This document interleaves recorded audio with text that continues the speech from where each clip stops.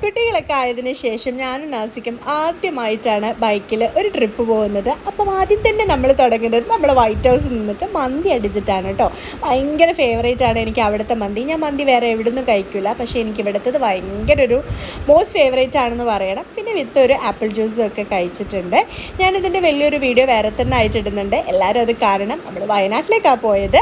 അടിപൊളി ഒരു ട്രിപ്പായിരുന്നു കേട്ടോ. ഭയങ്കര കോടയും നല്ല മഴയും ഒക്കെ ഒരു കിട്ടിയൊരു ട്രിപ്പ് തന്നെ ആയിരുന്നു പറയാം. പിന്നെ ഞാൻ മെയിനായിട്ട് പോയത് എന്തിനാണെന്ന് വെച്ചാൽ എനിക്ക് സൂര്യകാന്തിയും ചെട്ടിയും ഒക്കെ കണ്ട് അവിടുന്ന് കുറച്ച് ഫോട്ടോസും കാര്യങ്ങളൊക്കെ എടുക്കാൻ വേണ്ടിയിട്ട് തന്നെയാണ്.